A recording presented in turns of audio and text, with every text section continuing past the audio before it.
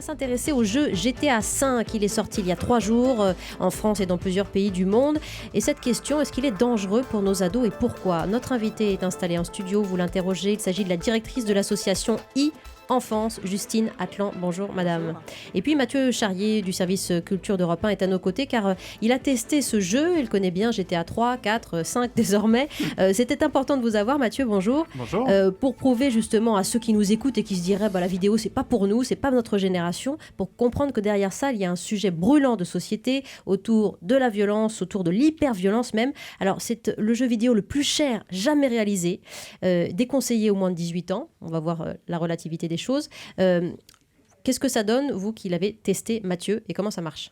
C'est dans la lignée des précédents, c'est-à-dire qu'en fait, vous mettez à la place de différents personnages. Dans le jeu, il y a 3 personnages, un ancien braqueur, un jeune escroc et un déséquilibré un petit peu.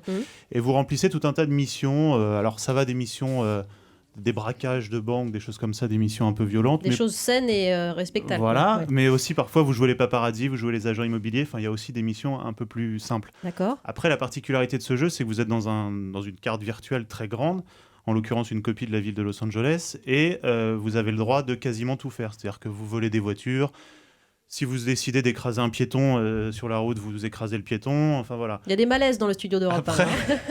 Ouais. Après, ce n'est pas la finalité du jeu, c'est-à-dire qu'une fois que vous avez écrasé quelques piétons, les joueurs, c'est pas ce qui les intéresse. Il y a des missions à remplir, des choses comme ça. Voler des voitures, c'est marrant en 2 secondes, mais c'est pas ce pourquoi on se retrouve à jouer à ce jeu vidéo-là. Mais c'est hyper violent quand même. C'est hyper violent. Après, il y a plein de jeux vidéo où... Ce qui est plus violent dans ce jeu-là, c'est vraiment que vous avez la liberté de faire ce que vous voulez. C'est-à-dire que... Alors, vous êtes quand même poursuivi par la police si vous écrasez des gens, mais vous avez la liberté de les écraser. Voilà, après, il y a des films, tous les mercredis, il y a des films qui sortent en salle où on voit des braquages, des gens se faire écraser, des gens se faire tuer. Donc, je sais pas si c'est plus violent qu'un film. On va voir ça. Merci Mathieu Charrier. Justine Atlan, la violence dans les jeux vidéo, elle ne date pas d'hier. Pourquoi ce jeu GTA V est dans votre collimateur? Est-ce qu'il est plus dangereux pour nos ados que les autres? Il est un peu plus dangereux que les autres. Enfin, le GTA 4 était déjà un peu dans notre collimateur, donc nous aussi on avance avec GTA. GTA 5, il est hyper réaliste. C'est un bijou en termes de jeux vidéo. Moi, j'adore les jeux vidéo, donc je ne vais pas dire le contraire. Il est extrêmement bien réalisé, mais il est d'un réalisme tel qu'on est effectivement comme si on était un acteur dans un film. D'accord. Donc il y a de moins en moins de distance avec le côté virtuel. Et puis tous ces actes effectivement qu'on est amené à commettre sont intégrés dans une vie très quotidienne. C'est-à-dire qu'effectivement le héros à côté de ça, il va faire ses courses, il est au téléphone portable avec ses copains.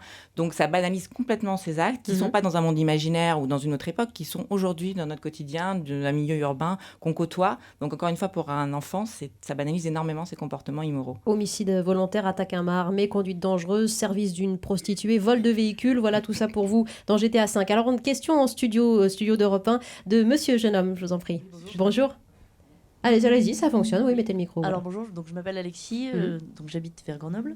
Bonjour Alexis. Voilà, alors je voulais savoir si vous ne pensiez pas que des choses qu'on plébiscite dans la vie de tous les jours, type des émissions de télé-réalité, des choses comme ça qu'on peut voir, sont pas beaucoup plus dangereuses que ce type de programme, et que ce type de programme ne régule pas justement aussi un peu des comportements de jeunes qui pourraient être énervés, ça pourrait canaliser un peu leur énervement et leur comportement. Ah, c'est intéressant. Canaliser la violence dans un jeu vidéo. C'est possible, Justine Atlan?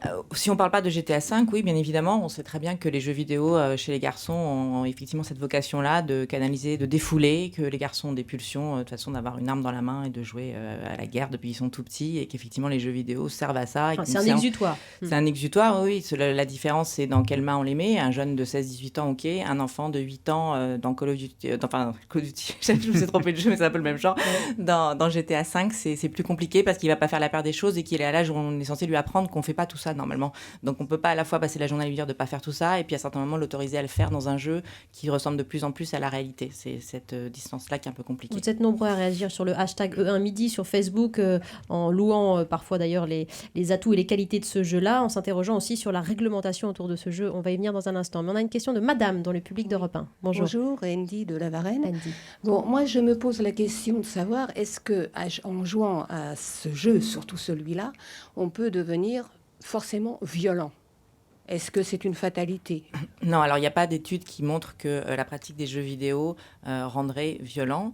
Il y a quelques études qui tendent à montrer que la pratique très intense de ce type de jeux vidéo générait une forme de tolérance si ensuite dans la vie réelle, on est confronté à ce type d'acte. C'est-à-dire que quelqu'un qui aurait eu l'habitude de jouer à des jeux vidéo très violents comme ça, si dans la rue il est confronté à ce type de scène, il va mettre moins de temps à réagir que quelqu'un qui n'a pas l'habitude. Donc ça banalise un petit peu, habitue un peu à ce type de comportement Ça violent. rend accro, ça peut rendre accro. Alors, ce qui rend accro, c'est pas du tout le contenu du jeu, c'est un mode de jeu qu'on appelle massivement multijoueur en ligne. D'ailleurs, GTA V va le proposer très prochainement, ce mode-là. Et c'est ça qui rend accro, c'est de jouer à plusieurs en réseau ouais. et avec un temps quasiment illimité Ouais. et de dépendre des autres. Voilà, ça, La nuit, en démultipliant justement Voilà. et en cassant les frontières. Alors, on a une question d'Isabelle qui nous appelle de Paris au standard d'Europe 1 39 21. Bonjour Isabelle.